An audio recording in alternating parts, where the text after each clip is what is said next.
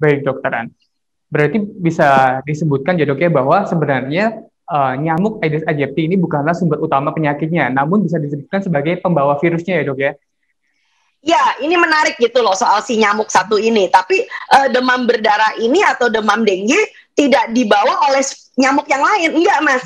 Jadi bukan dibawa oleh nyamuk malaria, bukan dibawa oleh nyamuk biasa yang kita nyamuk yang seliweran sehari-hari, tidak. Dia khusus berkembang biak di dalam Aedes aegypti, tubuh Aedes aegypti.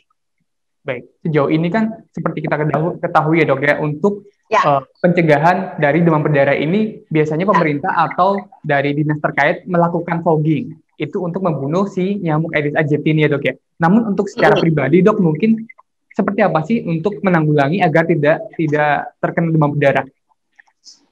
Ya gini, kalau misalnya di daerah kita ada kasus demam berdarah ya, misalnya begitu.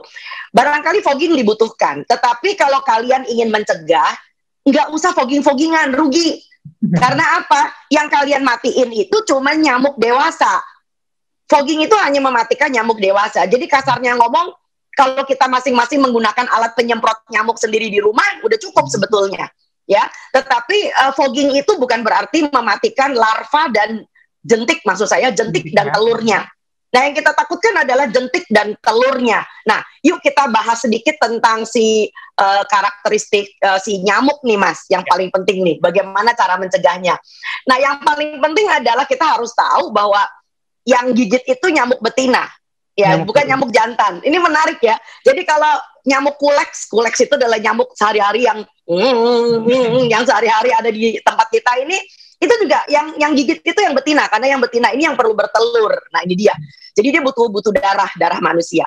Nah, bentuk nyamuknya ini antik, dia coklat kehitaman ya, dan panjangnya sekitar 3 sampai 4 cm. Anda bisa baca di infografis yang sudah saya disediakan. Nah, tubuhnya itu agak bersisik, lalu dengan garis putih keperakan. Nah, punggungnya itu ada garis vertikal di kiri kanan. Ada 2 garis ya kan. Nah, oke, kalau kita deketin nyamuknya kita takut sendiri. Jangan-jangan pas udah dideketin dia ngantuk lagi. Oke, yang paling penting yang ini. Nyamuk ini menarik. Dia itu nggak senang dengan udara panas. Ya. Nah, jadi justru dia senang daerah yang sejuk. Lalu kemudian dia senang situasi yang bersih. Beda banget dengan nyamuk malaria atau nyamuk kuleks kita yang harian yang senangnya beranak pinak, bertelur di got yang jorok dan sebagainya. Nah, si Aedes ini senang justru tempat yang bersih, airnya jernih. Nah, ini dia. Nah, umur hidupnya itu kalau udah dewasa cuma 10 hari dia mati. Tetapi jangan salah, setelah dia mati sebetulnya dia punya ratusan ribuan keturunan ya gitu loh ya. Nah, yang menarik sekali lagi karena dia takut panas, Mas. Justru dia itu terbangnya itu bangunnya pagi loh Mas, jam 6 sampai kira-kira jam 9.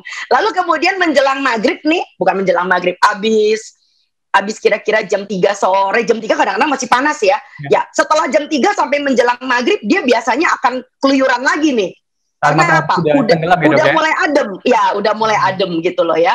Nah, jadi, tapi menarik juga karena ada satu studi di Makassar, katanya sih, ada juga nih yang dari jam 6 pagi sampai jam 3 berikutnya dia masih keluyuran. Oke, jadi yang paling penting adalah nomor 1 kita menghindari supaya nggak